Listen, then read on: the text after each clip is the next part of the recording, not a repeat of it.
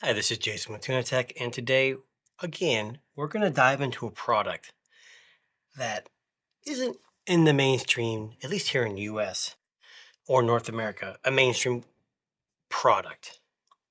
And that product has some very unique features that many of you may find quite interesting. Check it out.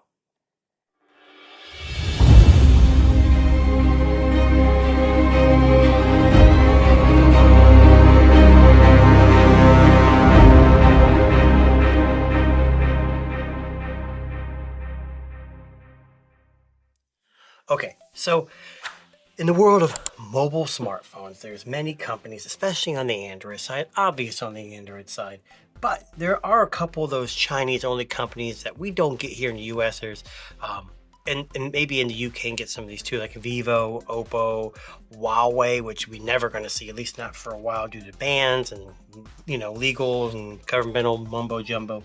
But there is a company called Blackview, and they're thriving. This is from their website, a thriving technology brand that originally specialized in rugged outdoor phones to support rugged lifestyles and survive tough and challenging environments. After 11 years, though, of this development, they have expanded into mainstream phones, smartwatches, earphones, tablets, and laptops. So they have very well expanded their product line.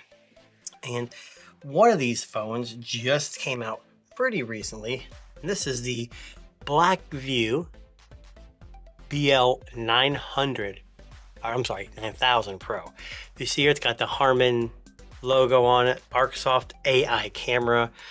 I don't know why they highlight NFC on here, but they do. It's hard to see on here. I don't know if it's just the plastic, but there's like some kind of like design on the box. On the back, it just has some of the specs, stuff like that. So, like I said, Blackview is a company that's usually only sold outside the US. It's available on Amazon, and usually on Amazon it says it runs for like $100, $750, and you can get it for $650 maybe with a coupon. Or you can order it right from Blackview's global website for like $549 with a coupon code, and they're pretty readily available. I'm not sure if I'll have access to one to put on here, but if I do, I'll leave it in the description. But there is a kind of a design to the box. It's hard to see on there.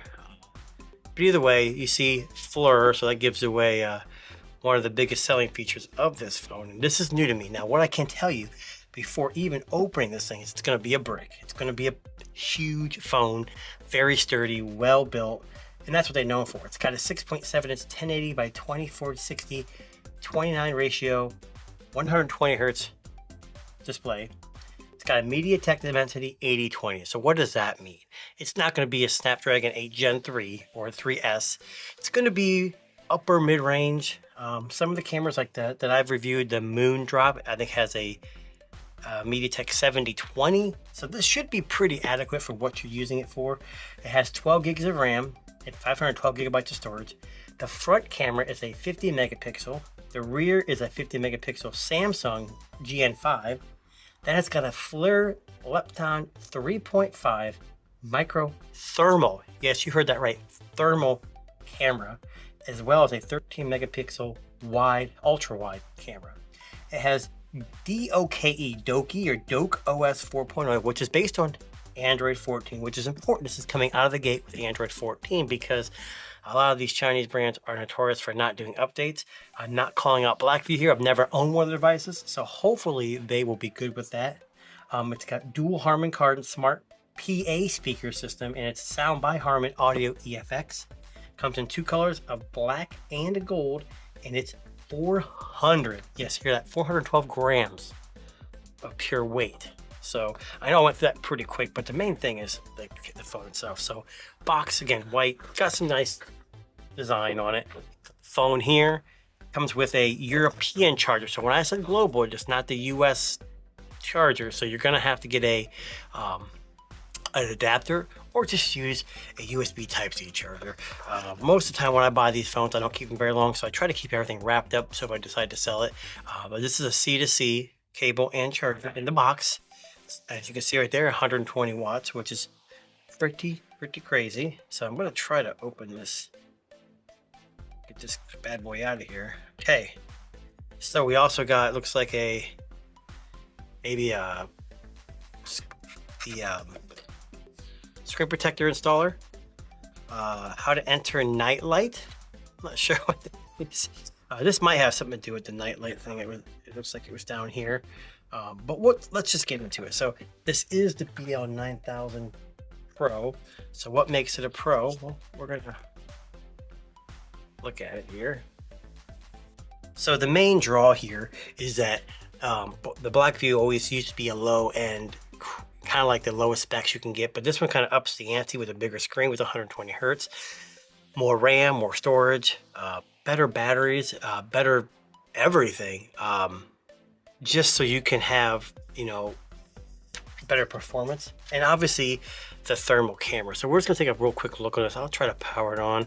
Can't imagine it wouldn't have any power because it's got a huge battery, but you've got screen on front, camera, and some sensors up here.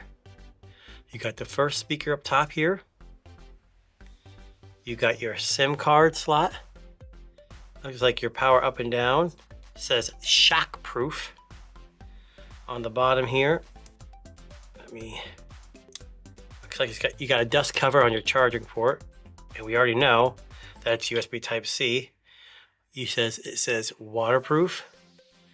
Power button, and here's your up and down button. So I'm not really sure what that's for. So that's might be something we'd have to look into after you get the phone set up. On the back, you see, looks like 3 cameras, one of which is your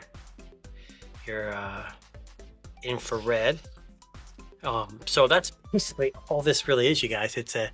This is the gold version, so the gold is outlined. That's the only gold of the phone. It's a kind of a plastic build. It's got some, you know, gold, aluminum, stainless metal highlights there, but this thing is a brick. I mean, it's lighter than I thought it was going to be, but you can see those pretty hefty bezels. Now, you're asking yourself, why do they have these big bezels? Well, this is a pretty,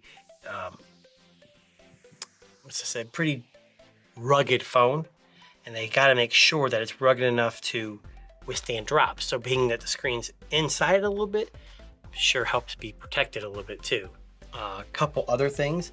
This does have MIL standard 810H rating and IP68, IP69K rating. So it is definitely something that you can run around and throw it. So typically with Blackview, you see with this big of a battery, I want to say it's 8,000 milliamp.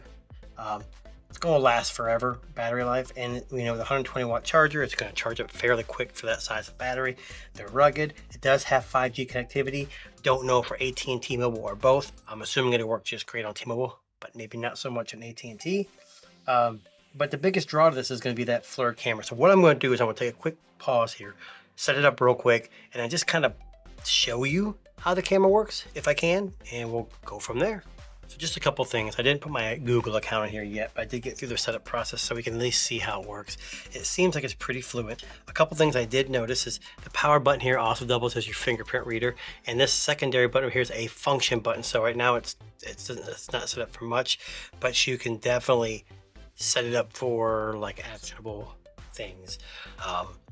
And if you go to settings, this is where I was telling you guys, it's not always so sure to get something like this. When you go to About Phone, you see that it's running 14, or the Doki 4, which is based on 14. But when you go to System and you go to Update, you can see there, March 5th. So this is just new and there's no updates available. So security updates, stuff like that may be slow on this device, but still, setup was quick, it's fluid. I mean, it runs pretty good. It looks like it's got a fair amount of bloatware, like WPS Office, sound recorder, gallery. I mean, maybe not gallery, but some of the stuff that seems very unique to this device, but it's pretty easy to get through. Maybe there isn't a whole lot of bloatware, but it does seem to work pretty good. You got your feed, so it's got Google installed, as the global model should have. So let me get this camera fired up and see what this is all about. Okay, so just in case you want to know, when you hit the camera button, you've got your wide angle, 1x, and 2x, and you can see that there's quite a big difference in the color from the wide. It gets kind of like a faded red, and it's hard to see in the camera, to that. That's your basic camera. But if you want to access that thermal camera, which this is supposed to be made for, is you go down to MyFLIR, which is the brand FLIR. This is their app. You click on it, and it takes a couple seconds, and then it should fire up here. Maybe not. Okay, so now it's looking at my desk. Now I'll put my hand underneath there, and you can see it's looking at my hand. It's a little slow, but it's not bad. And it does, so you can see the heat temperature of my hand, and it can go around and see other things too, which my desk hasn't really got anything on it that would be warm, but either way, that is what the main draw of this thing is. And there's a bunch of features on here. You can do iron and white hot, black hot, you can change all this stuff, which is really cool. What's interesting about this is, for all you paranormal people, a lot of people use thermal cameras to detect heat signatures, which that's not what I do, but mechanics can use it for heat leak. Homeowners can use it for pipes or windows or any place where they think insulation might be needed to increase. There's a lot of different and interesting things you can do with that. But this has been a quick look of the Blackview BL9000 Pro. You guys, this is something I might actually put my sim in and use for a little while. If you have more questions, you want me to do some more testing, leave a comment below. Catch you next time. Thanks for watching.